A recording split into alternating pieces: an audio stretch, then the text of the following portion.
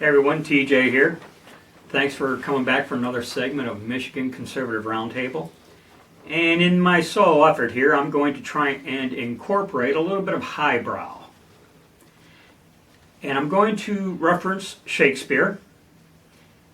And so often, everyone at one time or another has casually, jokingly thrown out to be or not to be. And I would ask, to be or not to be, is that the question? They are referencing a scene of Hamlet, Act 3, Scene 1.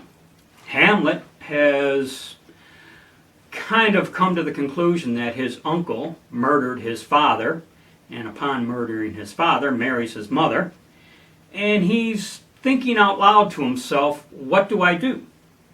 At which point he says, to be or not to be, that is the question, which everyone has said before. But the follow-up lines are this: whether 'tis nobler in the mind to suffer the slings and arrows of outrageous fortune, or to take arms against a sea of troubles, and by opposing end them. Now, I will stop at this point and say the purists will inform me that he is referencing a certain state of mind, but I'd like to share my read on these lines I have just read to you. In my lowly lay interpretation, I have to not wonder, like for instance, as God-fearing, law-abiding, patriotic conservatives, we're inclined to take the high road. We are inclined to suffer the slings and arrows of outrageous fortune. The liberals are more than happy to take advantage of our position. They do it again and again and again, and at some point we say enough.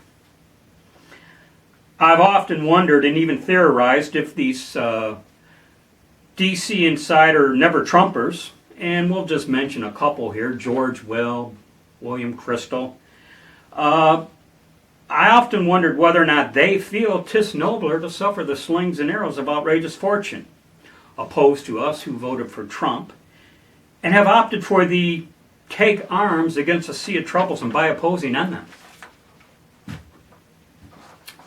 I've said before, in at least one previous video, that some of these never-Trumpers, they've opted for the high road to oblivion because they can afford to. Bush 43, toward the end of his second term, he did not want to dignify some of the horrible things being said about him, so he took the high road.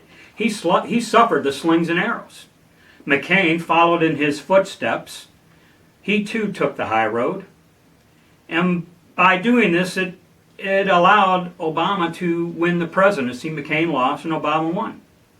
Mitt Romney, who was, I believe, a very fine moral man, he too chose the high road. And that paved the way to an Obama second term. It's said politically that people vote with their pocketbook. And I would tell you, I cannot afford the high road. That's a toll road I cannot afford. In 2016, I voted for Trump. I will do so again next year. And in doing so, I am taking arms against a sea of troubles. And by opposing, end them. Hopefully, that is. In closing, I'd like to reference another Shakespeare quote. It comes from Henry V.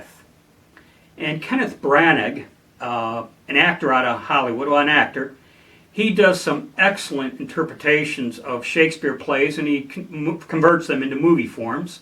And he keeps it really, really close to the original text, so much so that you could almost follow his movies if you had a Shakespeare playbook.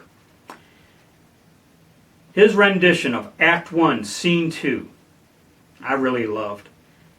And the Archbishop is trying to coach him or goad him or persuade him into going to war with France.